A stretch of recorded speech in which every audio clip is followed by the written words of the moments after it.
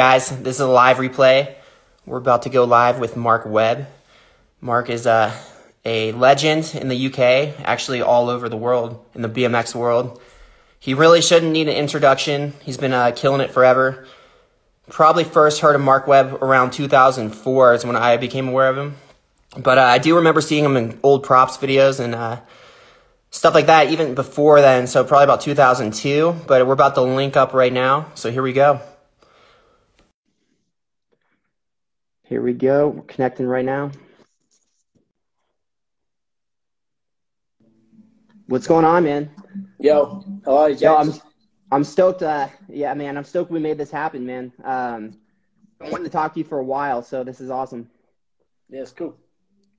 So, yeah, man. So let's start off with how old are you now? Because you've been on the scene forever and you're still killing it, and it's pretty impressive that you've been in the game this long, as hard as you ride. Yeah, I know, man. I don't even know how I do it. I'm 36, by the way. Oh, wow. 36. I saw an advert back in the day on TV. It said that if you jump the garden gate every day rather than walk through it, you'll be able to do it when you're 70. So I just tried to just do my shit every day. Yeah. Oh, wow. Okay. That's cool advice right there. Yeah. Yeah, that's how it works in my head. So it's simple. Yeah. All right. So there's a few things I wanted to discuss with you, but one of them was when did you actually turn pro? Because I started seeing clips of you, I think, at Backyard Jam way back. You were probably 19, 17 years old. Yeah. Wow, yeah. It's crazy, actually, because, like, down at our local skate park, can you hear me okay?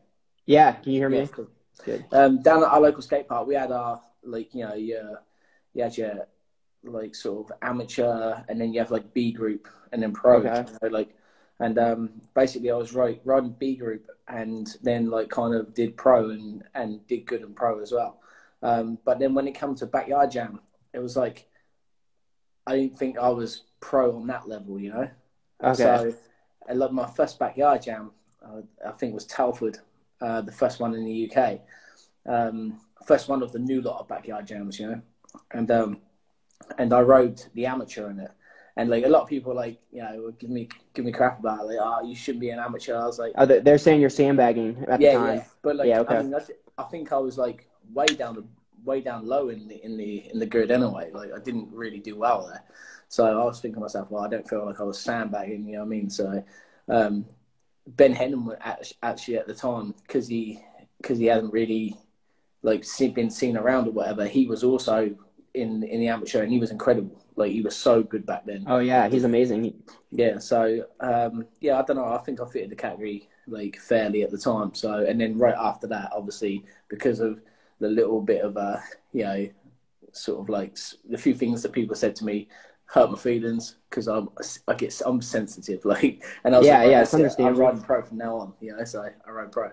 But yeah, when I was in pro, like, yeah, that was, I don't know, I realized real quick that you've got to be good, you know, like, real good. So it's quite tough to get up there in the pro. Yeah, was your first pro contest, was it mostly Europe guys? Was there any US guys in the mix? My first pro contest would have been King of Concrete back in the day. First time I actually rode pro, and I mean, we had all the boys back in the day who used to come over to King of Concrete, like Maek Escamilla, Nate Wessel. Okay, yeah. You know, Jamie Bestwick used to come over, like, years ago to South Sea. Not when I was riding, but when I first ever went to the skate park, he was there. Yeah, there was some heavy hitters, you know, like, there was a lot of good riders there back in the day, like Americans as well. So yeah, it was always like tough competition or whatever. But I was only, like, kind of in amateur back then when those guys were there. By the time I was riding pro, we were, like, seeing the likes of, like, Anthony Pill, James Hitchcock, Yeah, like Jerry Galley, like, you know, like them sort of guys, you know. But still, obviously, you know, proper smashing the scene back then as well. So, like, they were, like, you know, top pros. So, did you ever yeah, that's awesome. Yeah, those are definitely some UK legends. Did you ever ride the Boneyard? I know, like, that was Alistair Whitten's local. No, I'm real far down on the south coast, so okay. Like, I mean, Hastings is, like, kind of the closer like side of things to us. Say like, you know, like Adrenaline Alley and that, like them skate parks are all like, they're all like 3+ hours away, you know. So Yeah, it's a ways away. The only real local thing to me is the base, which is like half an hour away. And South Skate Park's obviously on my doorstep, and then you've got Prevail Skate Park, which is about an hour away. So, but everything else just seems so far away, you know. And I just didn't get a chance to ride the boneyard. I went to Ramp Works and stuff when I was younger, and like Burnley Skate Park and Creation, you know, like I can't remember what it was called back in the day. Epic, it was called Birmingham Epic, where Ryan Taylor's from originally. Oh, so, nice. Yeah, I went to a few of them with Ben Wallace back in the day, but I've pretty much just rode my local like most of my career. Like, so I got you. From the Ghetto Shed, obviously. Yeah, I was gonna get to that a little bit later. The Ghetto Shed, that was pretty epic times too. So there was a point where it was like I've seen some clips of you in props back in the day, like I said. But then it was around 2004, 2005. I started going on to Fat BMX a lot. It was covering a lot of the European stuff, and I started watching videos on Freecaster. And I remember telling my friends, there's this guy over here that's like, because those are right when the Do Tours and stuff were kind of starting in the U.S., but you were kind of in Europe primarily the first year of the Do Tour. I don't think you made it over in 2005, did you? I didn't come over. Yeah, so I was like, this guy's going to come over and just, it's going to be a kind of a game changer, because the stuff you were doing on the mini ramp and in all those contests I was watching on Freecaster was like a streaming service. It was unreal, you know, it was like ahead of the game. And then later on, somebody posted some footage of you on Bike Guide, which is a popular BMX forum back in the day. And people were comparing you to Scotty Kramer, who was, you know, the guy, because it was like, dude, this guy is like the UK Scotty Kramer. So, and everybody's like, whoa, what is he like not doing over here yet? But do you want to talk about that when totally. When you you know, the first year, were you just kind of the Do Tour and stuff, were you anxious to get over to the US, like next year I'm going to get over? Or I wasn't actually fussed at all. Like, okay. Like I mean, firstly, like let's start off with saying that there was a comment left on your page the other day. I don't know if you saw it. It said, "What did Mark do to upset BMX media where they don't plug him in anything anymore?" And I don't know if you see my reply, but my reply was that no one paid attention to my shit anyway. Like I was trying hard to, like, you know, to go to contests and do well and stuff, but no one really like gave a damn about it. You know, they were just like, oh, you know, whatever. And then suddenly it like hit me, and I was like, I need to be so good that like no one can, you know, ignore me anymore. So I started pushing the bar like hard, and that's when I did my first trip to Woodward with Steve Bartholomew. And yeah, that trip was big for me. I came back, I was 18 years old. I went to the Backyard Jam and rode pro there. And I don't know if you would have seen me maybe blow up after this, but I qualified 5th in the Backyard Jam, and that was like huge for me, you know? And yeah, that's huge. Was like, holy shit.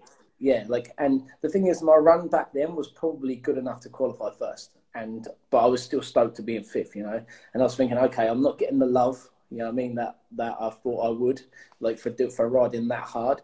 And everyone knew it was coming. And that was the year, which is so strange, that the spine married up with the in and out, long and low. Well, it's like 2 box landings, and it married up with it perfect for just the transfer line. So I did a huge double whip over it back then.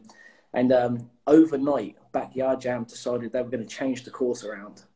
Like, oh wow, literally overnight. Yeah, and they pulled the spine over the other side and put like a wedge with a curved wall in between it, so now the gap was huge. Luke Marchand did actually down whip it. You just posted that. Yeah. So that was a complete, like, I don't know, it messed everything up for me, you know, as well. And I was like, oh, there's my jump line gone, you know, and stuff. Anyway, so I thought, oh, I'll just 7-truck that mellow thing. And like, and I started my run off manual to the quarter, and then did like a front wheel bump to flare, and everyone's like losing it over it. 3 double whip the spine. And then I pedaled at that long and low thing, 7-trucked it, and I just caught with one hand on the bar, and I'm like rodeoing through the air trying to grab the other bar, and I'm like, oh shit. Did you break your wrist on that?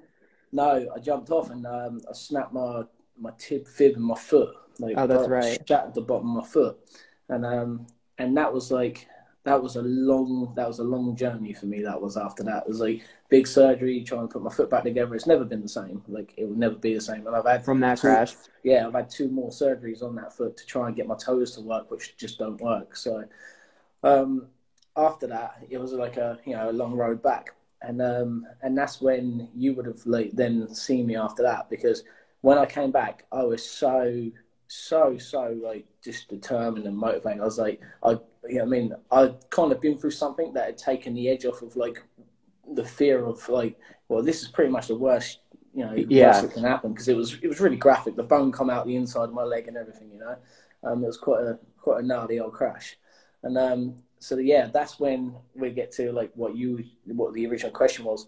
That's how it all started to escalate. Like stuff started to move fast. Like I was really motivated, and I had nothing at the time. Like I'm now like sort of 19.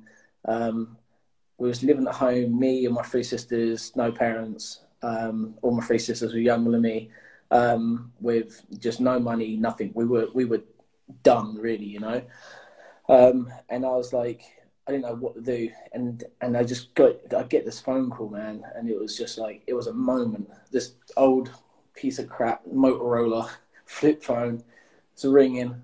I'm like, this number's like funky. I'm like, what the hell is this number? Hello, yo, Mark, it's Stefan Prennel. And I'm like, Stefan Prennel. And I'm like, he's like, I run the Worlds, blah blah. And I'm like, holy shit. I'm like, yeah. He's like, yeah, some people have been talking about you and they mentioned you, and I'm going to be running this tool and I want you to come along on it. And I'm like, what? I'm like, I can't believe it. I'm like, yeah, sure. My phone dies. I'm losing it. I'm like, run around to my sisters. What's the charger? Get the charger sorted out. And thankfully he calls back, because I ain't got no credit on this damn phone. You know what I mean? But like, me and my sisters were on our asses at the time. And he calls back, and this opportunity came up, and I was getting like probably I don't know, maybe 1,000 a day to do shows for this. Oh wow! And then obviously you had the shows, and then they'd run contests. So I'm getting good practice on the ramp as well, so I'm getting familiar with it, and my riding just freaking exploded. Like I was riding so much and getting paid. I was coming home, paying for everything for my sisters, because we were all living together in one place, and we'd do that, and then my sisters would actually like wash my clothes and stuff for me, and I'd be packing my bag ready for them, and it was just literally every week going somewhere, and I was like, my life changed like that overnight. It was so crazy. Wow.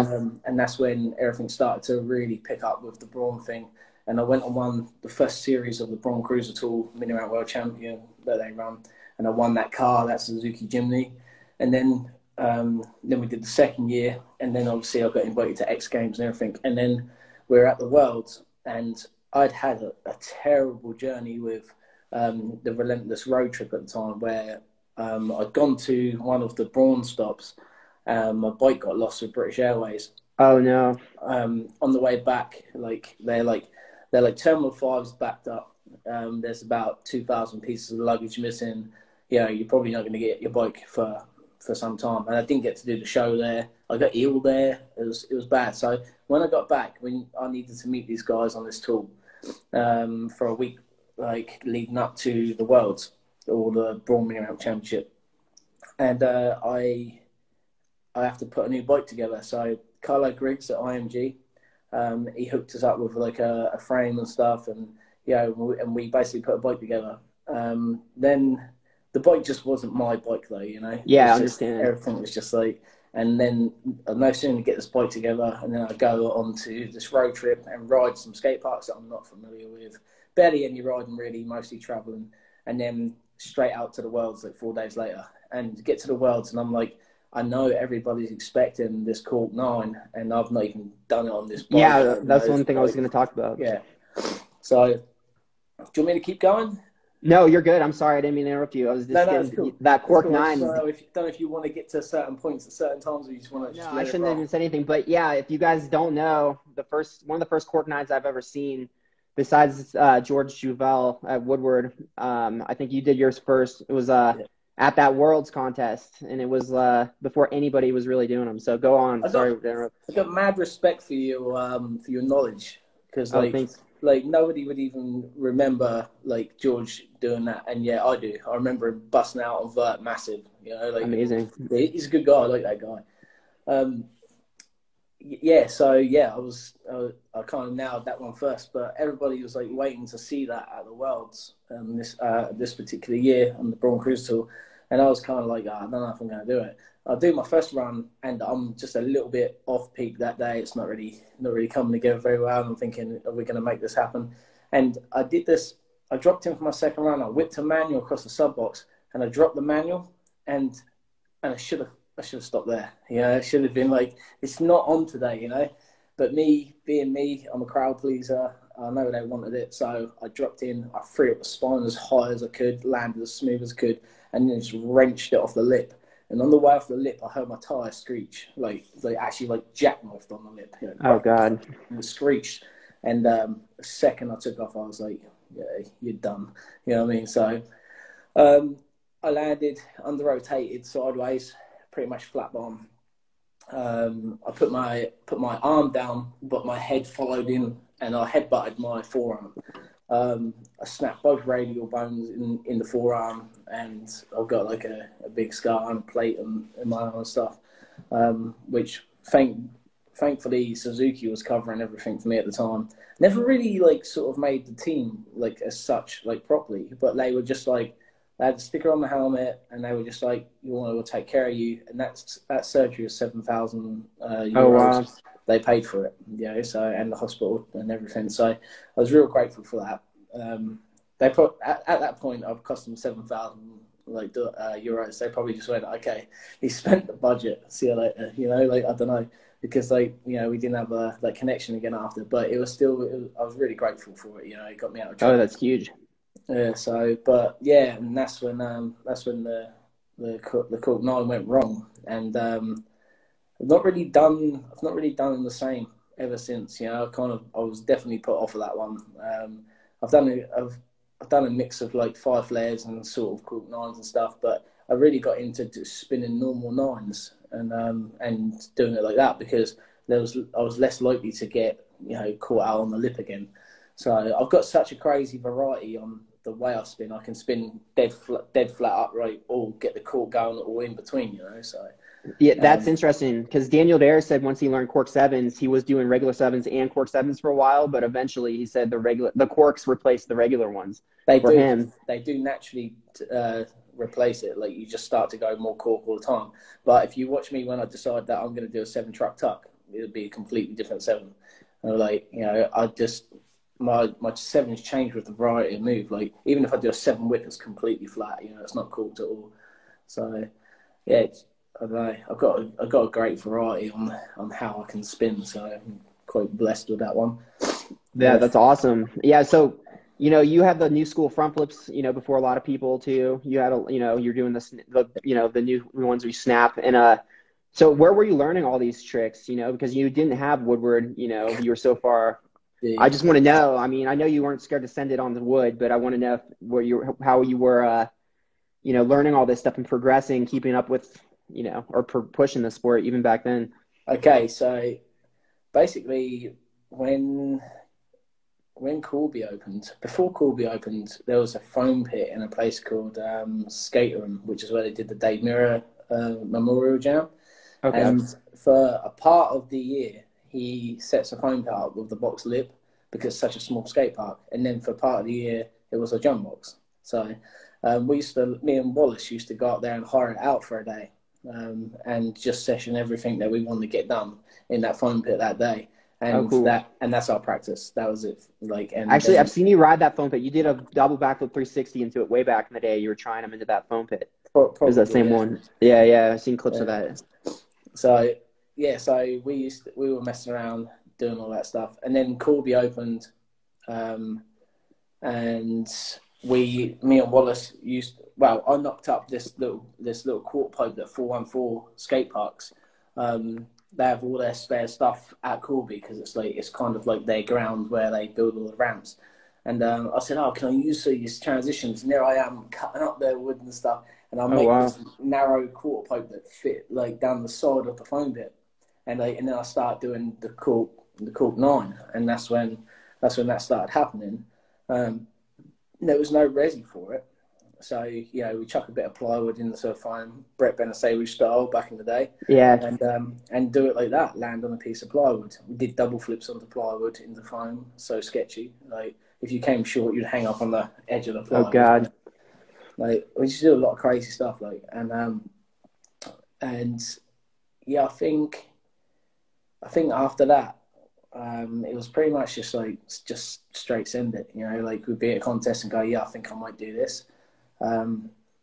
It's kind of how it was, because the resi at Corby was not big enough at all to do any of the tricks that we really wanted to do. Is have like a super steep, like 5 foot lip, super steep, like a spine,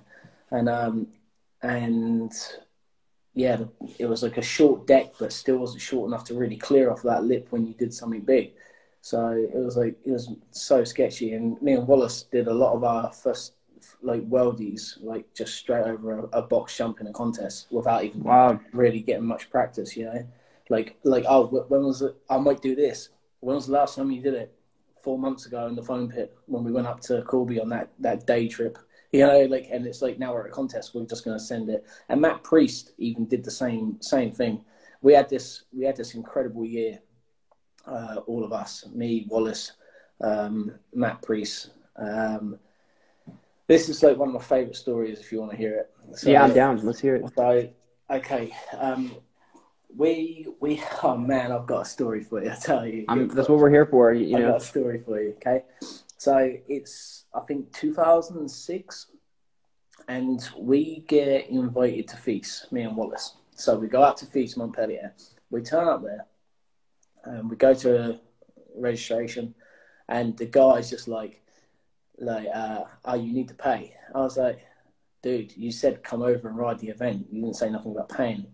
And, at this point, this is before the Braun thing kicked off and everything. So, like I told you, they got, shit all money as well. So I'm like, this is. I think the Braun has just started. Actually, it was just started, but none of my payments and stuff have cleared yet, and all kinds of stuff. So I'm waiting on my money and everything, but I didn't have no money for this event. And the same with Wallace. We went over there really only just about made the flight, and this is so crazy, the story. So, and this, if Olivia's watching right now, he's going to be really turning away right now. He's going to be like, no, I can't believe he's telling the story. So basically, the guy who was doing registration, he said, oh, you have to pay. And I was like, yeah, but you invited us to this event.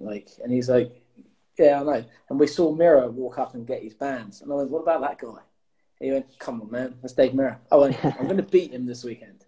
And he went, and I went, no, I am. I said, I promise you I'm going to beat him this weekend. Right? And he just looked at me like, yeah, right. Anyway, so he denied me and Wallace riding. So we went up to the top of the concrete bank and we're sitting there like, shit, what are we going to do, man? He's like, I don't know.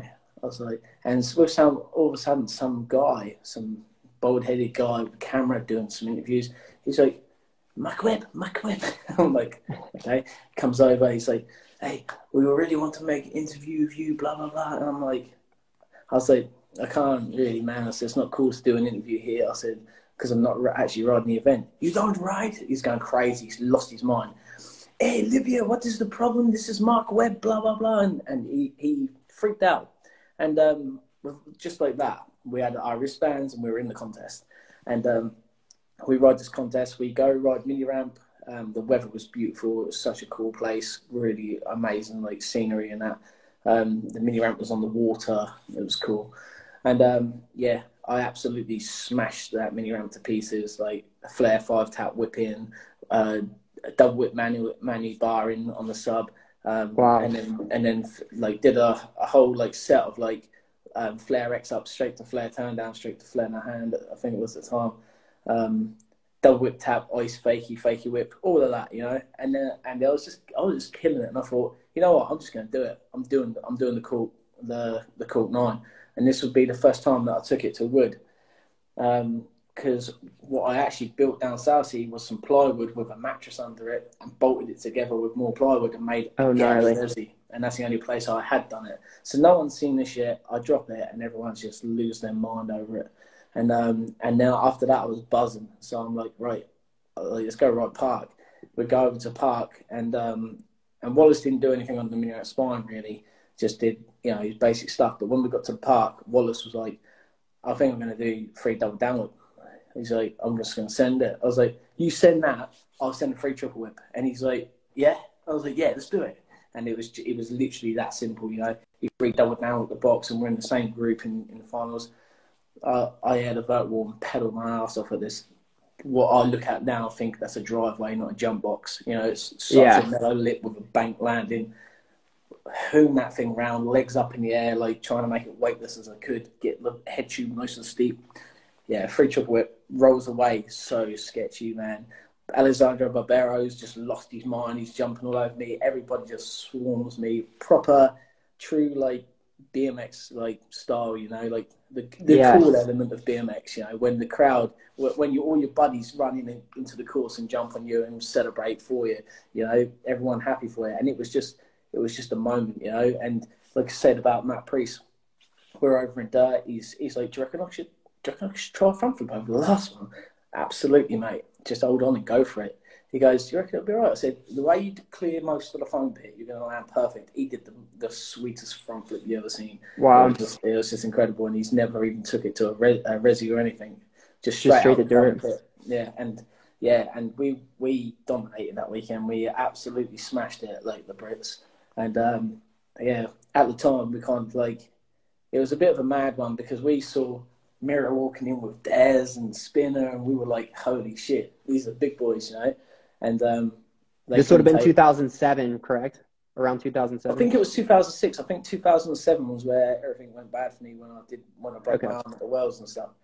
I think it was 2006. So, but then obviously, off the back of that, it's very hard to beat them moments again, And I had a really bad spell where obviously I broke my back and stuff, and and I had the arm break, and there was some big struggles, and then moving forward from that. But going back to what you said earlier, I do remember when we went to the LG Action Sports, there was definitely a rivalry between myself and Scotty. Not that this is when you came to the US for everybody listening. Yeah. He, was it the first contest he rode in the US was the LG tour? So the LG tour was before he rode any of the G tours. This is kind of when he came over and everybody was comparing him to Scotty Kramer because you guys had a similar riding style in a lot of aspects. So I'll let you take it from here. But MySpace video, wasn't it?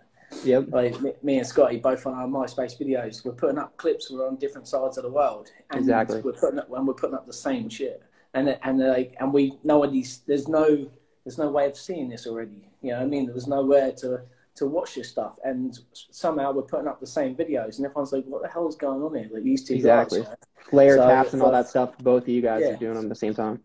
Yeah, and some stuff I definitely took from when I saw Scotty do it. I was like, "That's a good idea," and I'll take some of his things. And I'm sure it went the other way as well. But Scotty's just. Man, he's such a talented rider, and always massively respected him. His family's incredible as well. Such a nice family. They really, really looked after me a lot when I first come out to America. Actually, not when I first come out, but when I first came to Jew Tour, a couple of years later, they actually took care of me. They used to invite me to their hotels to stay in their apartments and everything, And Scotty's family, they're a blessing. So. Shout out to Donna and Scott family. Because they really did look after me. They're great people. So, but Scotty was an absolute animal on a bike. I remember being at the bike show, and he flipped double whipped that 5-foot box and front flipped it and stuff. And he was just a tank from day one. But we had a lot of similar things going on. For me, him being in America, me being in England, it was crazy. So I can see where everyone started to compare it. So Scotty was worth comparing me to.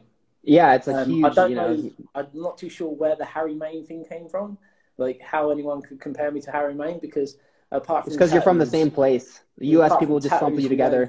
we don't even do anything the same, really. You know, Yeah. he's a different like style of riding. You know, like, but yeah, like, see people always trying to kick up the rivalry with Harry, and I have more competition against myself than I do Harry. Like, you know what I mean? So no shade on Harry. I like Harry. No, Harriman's dope. Yeah, he's an amazing rider.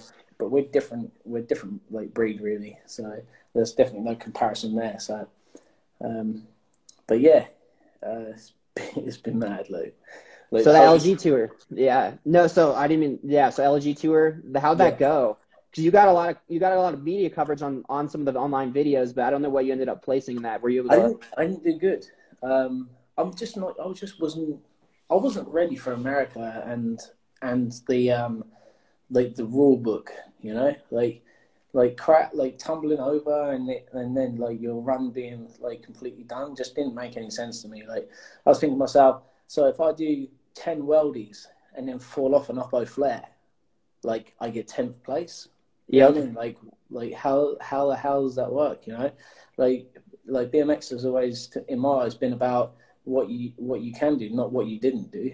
You know what I mean? Like That's a good way to say it. Look at it. Yeah. Yeah. So yeah, and yeah, so, like I guess like I don't want to throw any names out there. There's a lot of people who got real far. You know, like had a real great BMX career with not doing a lot because they did a clean run. You know, like, yeah, no, it's understandable. Yeah, it's like Spinner, I interviewed Spinner, and he said when they came to Europe to ride, him and Daniel came to ride Feast before it was what it is right now. But they said they were confused by the fact that you can do tricks after time, so that actually hurt them because the way they would ride would be more the U.S. style, where it was like you have the 2 minutes or the minute, you know. So it's interesting how, you know, you coming from Europe, you used to that kind of jam format at the end where you can keep going. Yeah. Like, so, I mean, I don't really know what, like, how it all went down. Like, and I'm not too sure if they always did count everything that's after time, but like, you know how judging goes. You can't take something out of someone's eyes, you know? Yeah, no, I understand. If someone goes and does it, like, and I've seen a lot of the guys in the sport celebrate their own victory before they've even been told they've won. And like, and that puts that in the judges' heads too. You know, giving it like yes, and it's like showing everyone that you're the one, you won it when you've done a third place run. You know, and the judges like he knows it. Like, no, you've just manipulated the judges with, you know what I mean, with your actions. Like it's a real funny thing, and I'm not too sure. I just, you know what, I love riding BMX. I'm just not a fan of contests these days. I just Understandable. think, like, everything's just gone crazy with it. I've got some real strong views on the Olympics, actually. Feel free to share them, you know. Well, I just like, I've been kind of looking at things lately, and, you know, there's sports that started out at the Olympics, like gymnastics and stuff. Incredible stuff. Like, and then people took it to the streets. And then you had, like, parkour, you know, and, like, jumping over stuff, like, and it became like an urban, like, street sport, you know. Here we are, BMX, already a born and bred urban street sport, and we go and put it in the freaking Olympics. Like, that, like, it just seems so backwards to me. Like, I want to see BMX in the Olympics because I want to see that side of it, like, on that professional level. I want to see how people are going to do it. But it's funny that everything that got popular, it came out of the Olympics, had to go urban street style before it became cool and popular.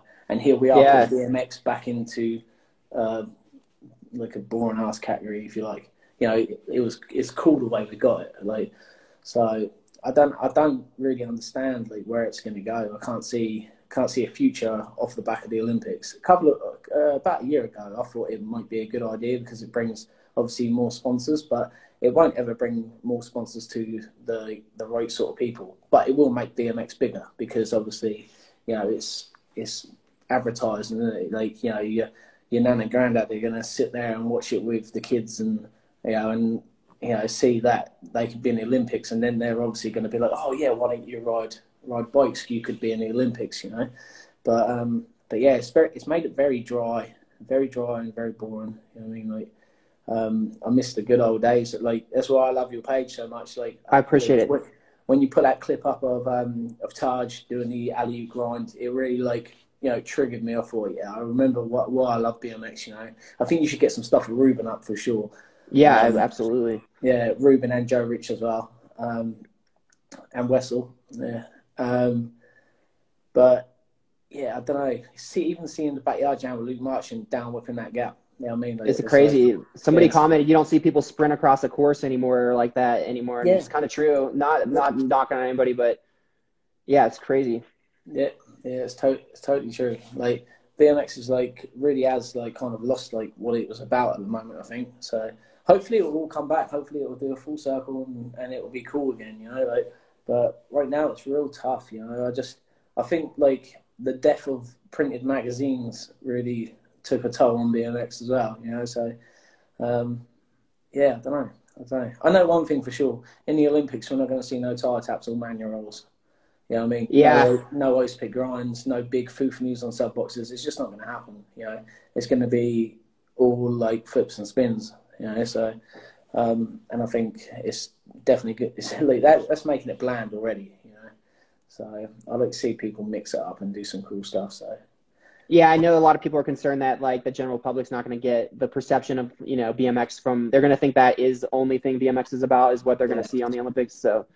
Yeah, that is what it is, but hopefully, it only benefits things. We'll see what happens, hopefully, with that.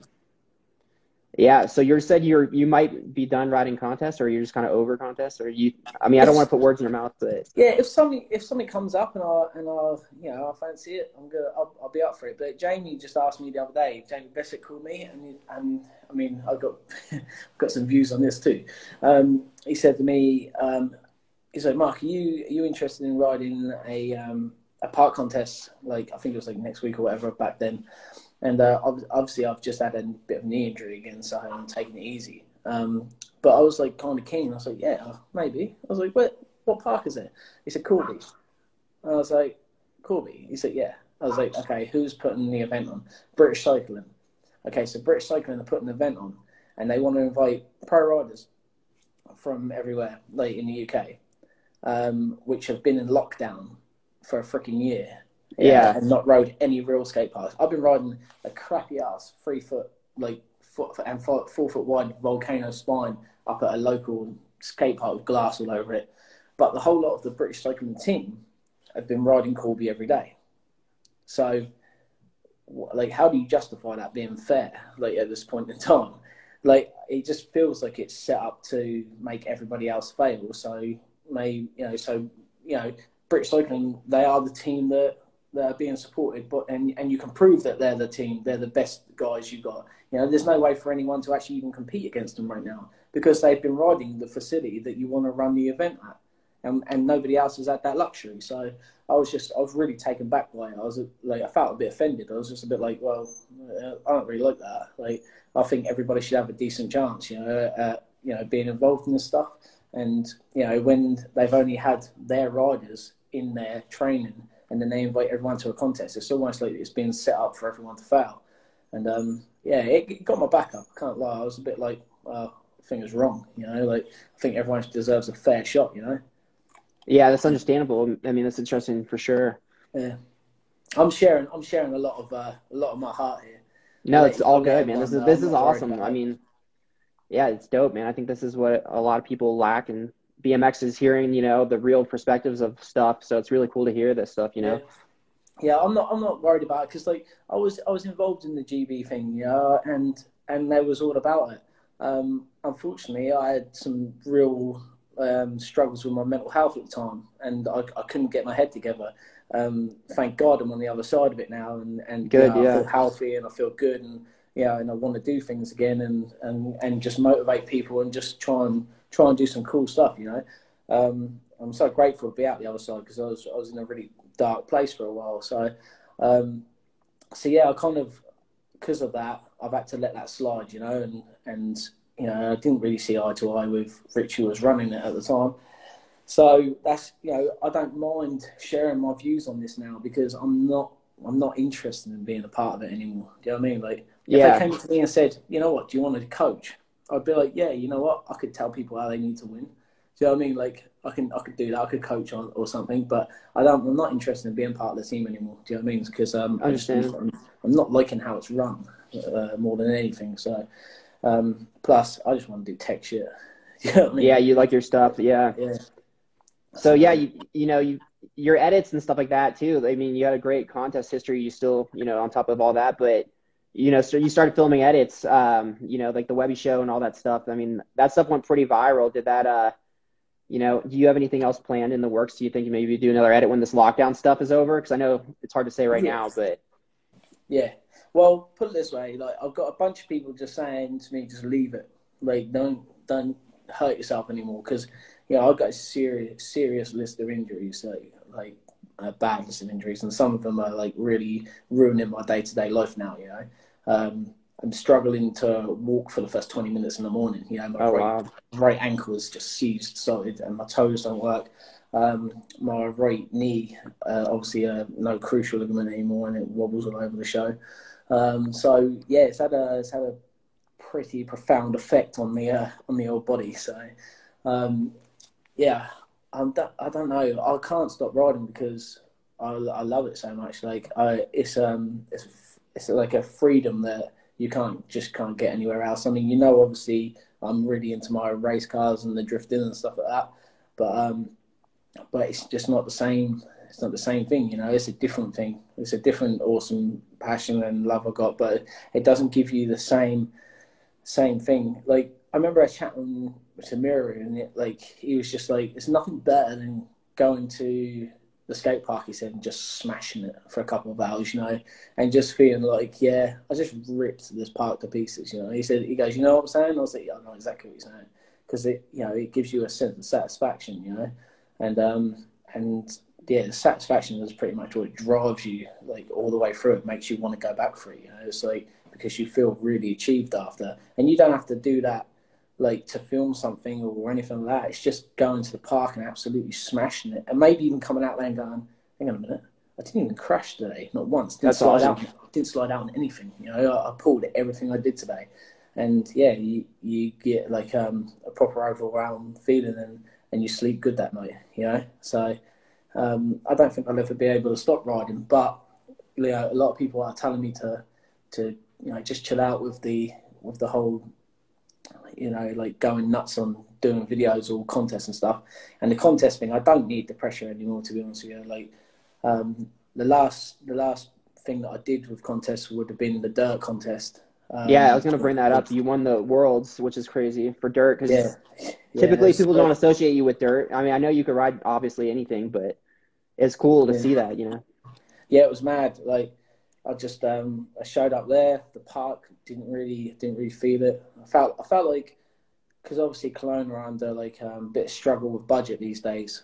The ramps were really they were feeling pretty bad. Like the mini ramp was feeling bumpy as hell. The ramps weren't great put together. It's still sick, but when you're trying to do like some pretty gnarly stuff, it's like if the ramp feels shoddy on the way off of the lip, it's not really filling you full of confidence, So there was one side over the back that was super slippy, and I can ride anything, man. I don't like slippy stuff. I hate it. I hate slippy ramps. I've knocked my teeth out too many times on them. So I was kind of off, and I tried to do a park run. It just didn't really pan out. And I said to everyone at the time, like, I always wanted to ride dirt, and then like Oakley Way, a kid who I rode with down there, he's like, "Yeah, come on, let's do it. I'll go first." And I was like, "Holy shit, man!" Like I was scared to jump it, dude. I was scared to jump that jump. I was nervous. Everyone's like, "You have to pedal down that rolling," and I was thinking, I don't even want to jump that straight. Like, so I didn't bother jumping it straight. I freed it. Like, I just free over it, and then I landed. And can you guess what I did on the next one? Spun a free again. And I was like, this is better to free than it is to jump straight for me. And and I did a qualifying run, and it went great. And I was like, I was 7th that jump, and and then I did like the 7th tuck on the last one, and I was like, and I went back to the hotel at night, and I thought to myself, imagine if I did like massive 7 no hand over the first one, and then like truck turn down the next one, and then just I look back, or 1 hand 1 foot downside, and then finish with a decade free. That'd be like a dream run. And I've always grown up watching dirt.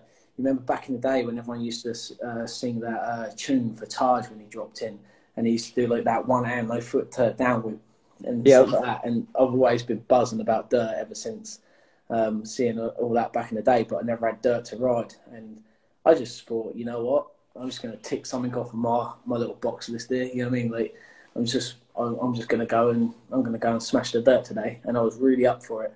I woke up like feeling good, and I was like, come on, let's do it. And I went and did exactly the run that I said I wanted to do, and I won the dirt IBMX FF Dirt World Championship. And I was like, Amazing.